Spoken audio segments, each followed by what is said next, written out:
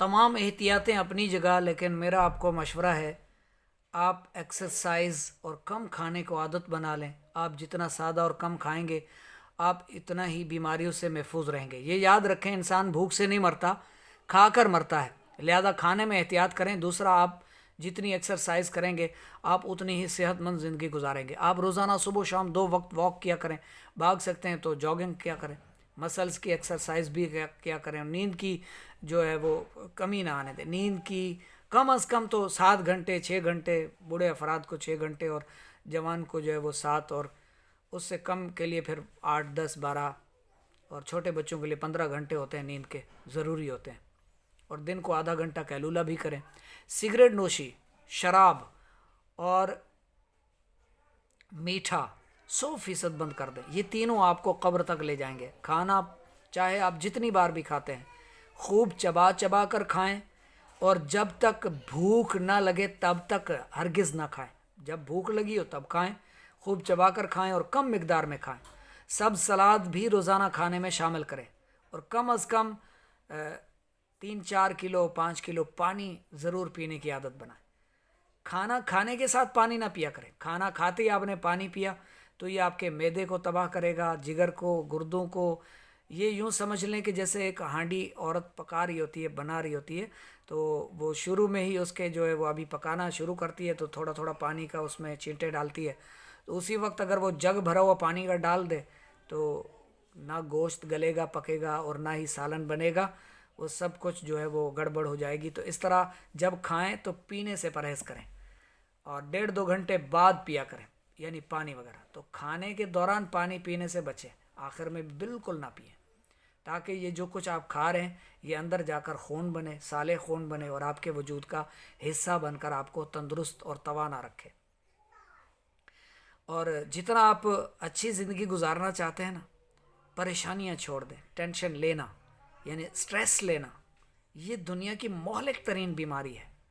ایسی بیماری ہے، ٹینشن لے لینا، دماغ پھٹ جاتا ہے، پھر بندہ سوچتے سوچتے مزید سوچتے چلا جاتا ہے۔ اللہ پہ بھروسہ رکھیں، اور جو کچھ آپ کما رہے ہیں اسے استعمال میں لائیں، اپنے اوپر خرچ کریں، اپنی اولاد پر، بیوی بچوں پر خرچ کریں۔ اگر آپ اپنی دولت کو استعمال نہیں کریں گے تو یہ دوسروں کے کام آئے گی، آپ مر کر چھوڑ جائیں گے اسے، اور یہ دوسرے اسے پرانی سائیکل کی طرح بے دردی سے ذلیل کریں گے۔ دن میں چند لمحوں کے لیے ہی صحیح، لیکن اکیلے ضرور بیٹھیں۔ تنہائی دنیا کے ہر دکھ کی بہترین دوا ہے، اور اللہ نے جو آپ کو دیا ہے، جو آپ کو دیا ہے اللہ کا، اس میں شکر ادا کریں، شکوے شکایت لے کر نہ بیٹھیں۔ آپ یقین کر لیں آپ جیسے بھی ہیں آپ کروڑوں لوگوں سے بہتر ہیں، اور یہ آپ پر اللہ کا خصوصی کرم ہے، لہذا جو مل گیا اس پر شکر کریں، اور جو نہیں مل سکا اس پر دکھی نہ ہوں۔ ممکن ہے وہ آپ کے حق میں بہتر نہ تھا، تو آپ کے لیے جو چیز بہتر نہیں تھی وہ آپ کو نہیں ملی، نہیں دی گئی، تو آپ اس پر افسردہ نہ ہوں، افسوس نہ کریں، دل نہ اپنا توڑ کر بیٹھے رہیں۔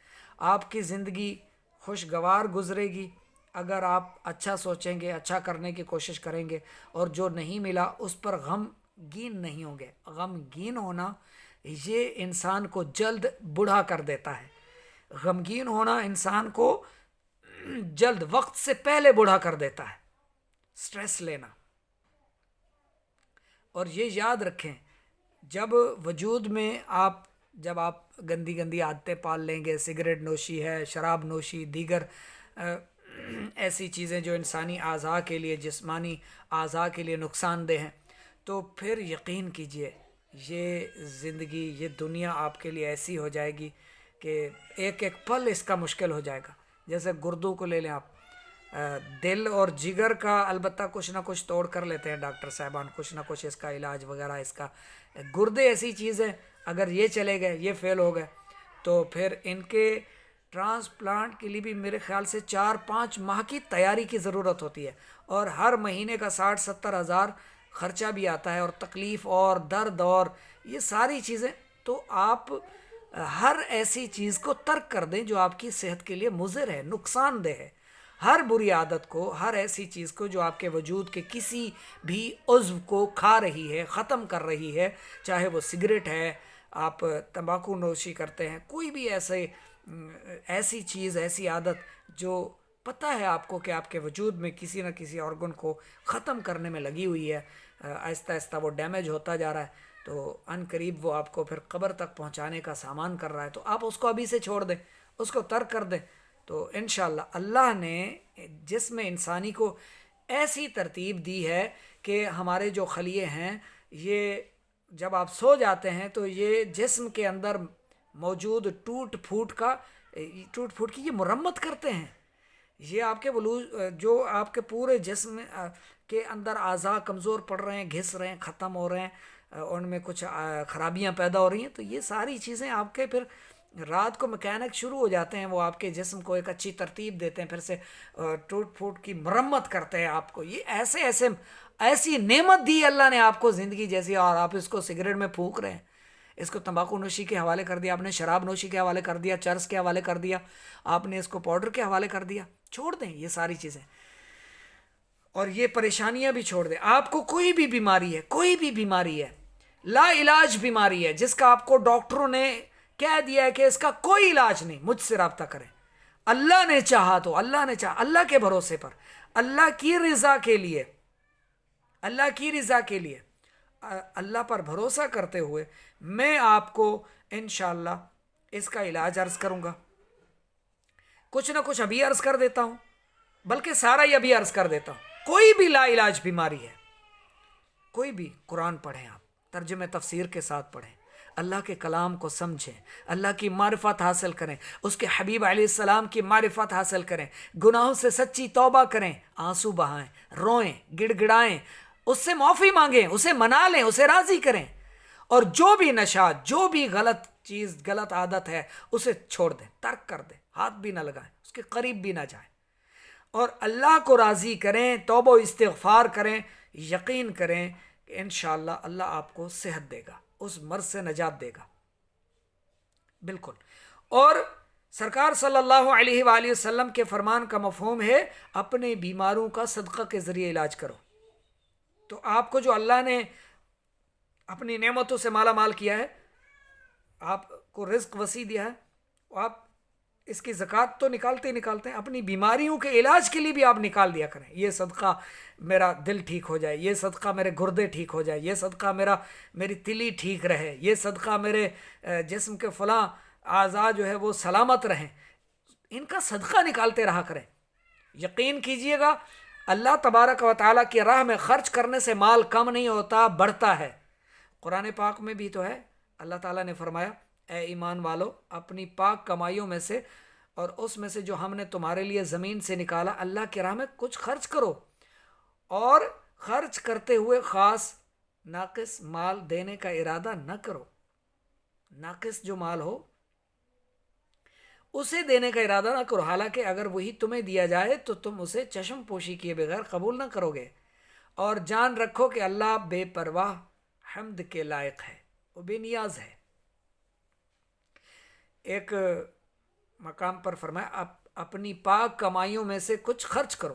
بعض لوگ صدقہ میں خراب مال دیا کرتے تھے، ان کے بارے میں یہ آیت نازل ہوئی اور فرمایا کہ اللہ تعالیٰ کی راہ میں اپنا کمایا ہو پاکیزہ اور صاف ستھرا مال دیا کرو، نیز زمین کی پیداوار سے بھی راہ خدا میں کچھ خرچ کیا کرو، اور اللہ تعالیٰ کی راہ میں ناقص، گھٹیا اور ردی مال نہ دیا کرو. جب تم اللہ تعالیٰ سے اچھی جزا چاہتے ہو تو اس کی راہ میں مال بھی اعلیٰ درجے کا دیا کرو. غور کرو کہ جس طرح کا گھٹیا مال تم راہ خدا میں دیتے ہو، اگر وہی مال تمہیں دیا جائے تو کیا تم قبول کرو گے؟ پہلے تو قبول ہی نہیں کرو گے، اور اگر قبول کر بھی لو تو کبھی خوش دلی سے نہ لوگے، بلکہ دل میں برا مانتے ہوئے لوگے. تو جب اپنے لیے اچھا لینے کا سوچتے ہو تو راہ خدا میں خرچ کیے جانے والے مال کے بارے میں کیوں نہیں سوچتے کہ اچھا دوں؟ بہت سے لوگ خود تو اچھا استعمال کرتے ہیں، لیکن جب راہ خدا میں دینا ہوتا ہے تو جو استعمال کے قابل بھی نہیں ہوتا، نہ قابل استعمال، اور گھٹیا قسم کا مال وہ دے دیتے ہیں. ان کے لیے اس آیت میں عبرت ہے. اگر کوئی چیز فی نفس ہی تو اچھی ہے لیکن آدمی کو خود پسند نہیں تو اس کے دینے میں کوئی حرج نہیں ہے. البتہ حرج وہاں ہے جہاں چیز اچھی نہ ہو، چیز اچھی نہ ہونے کی وجہ سے اسے ناپسند ہے. اور اس آیت انفقوا من طیبات ما کسبتم سے معلوم ہونے والے مسائل، اس آیت سے کئی مسائل معلوم ہوتے ہیں. یعنی آیت میں نفلی اور فرضی صدقات دونوں اس میں داخل ہو سکتے ہیں. ایک عشر ہو گیا، ایک زکوٰۃ ہو گئی. اپنی کمائی سے خیرات کرنا یہ بہتر ہے، کیونکہ فرمایا اپنی کمائیوں سے، مال حلال سے خیرات کیا جائے. سارا مال خیرات نہ کرے بلکہ کچھ اپنے خرچ کے لیے بھی رکھے، جیسا کہ مما میں سے کے لفظ سے معلوم ہوتا ہے. فرمایا کہ کچھ زمین کی پیداوار سے بھی جو عشر وغیرہ کی صورت میں ہے تو اللہ کی راہ میں دے. اور چوتھے پارے کے شروع میں بھی فرمایا کہ تم ہرگز بھلائی کو نہیں پہنچ سکتے جب تک اپنی پسندیدہ چیز اللہ کی راہ میں خرچ نہ کرو. تو اللہ کی راہ میں خرچ کرتے رہا کریں. اپنے اطراف میں دیکھیں، غریب غربا جہاں بھی آپ کو مسکین مستحق نظر آئیں، آپ ان پر خرچ کرتے رہا کریں. مساجد کو آباد کرنے کے لیے وہاں امام صاحب کی تنخواہ میں حصہ ملایا کریں. مدارس کو آباد کرنے کے لیے جو مدرسین ہیں ان کی تنخواہوں میں حصہ ملایا کریں. اور جہاں جہاں آپ کو لگے کہ یہاں مجھے خرچ کرنا چاہیے، کوئی مستحق ہے، اسے دیا کریں. اللہ کی راہ میں خرچ کرتے رہا کریں. اس سے مال بڑھے گا، کم نہیں ہوگا. اور دوسرا، آپ سے بیماریاں دور ہوں گی، بیماریاں آئیں گی نہیں آپ کے پاس انشاءاللہ. بے شک صدقہ جو ہے یہ بلا کو ٹالتا ہے، مصیبت سے لڑتا ہے، مصیبت کو رد کرتا ہے، دور کرتا ہے. تو اللہ کریم ہم سب کو راہ خدا میں خرچ کرنے کی توفیق عطا فرمائے. کوئی ایسا مرض ہے جس کا بالکل بھی کوئی علاج نہیں، آپ کو کہا گیا کہ یہ لا علاج مرض ہے، تو آپ بے فکر ہو کر اللہ پر بھروسہ کرتے ہوئے جو طب نبوی سنت رسول صلی اللہ علیہ وآلہ وسلم سے دوا علاج ثابت ہوں، آپ وہ کرنا شروع کر دیں. اور اللہ پہ بھی بھروسہ رکھیں اور سٹریس نہ لیں، ٹینشن نہ لیں. او میں تو گیا بس، نہیں. اللہ تعالیٰ چاہے گا تو آپ جائیں گے، ورنہ انشاءاللہ آپ زندہ رہیں گے اور صحت و سلامتی کے ساتھ زندہ رہیں گے انشاءاللہ. اللہ تعالیٰ آپ سب کو صحت سے نوازے. میرے اس چینل ابو وقار یوٹیوب چینل کو سبسکرائب فرمائیں، ثواب کی نیت سے اسے آگے بھی شیئر کریں.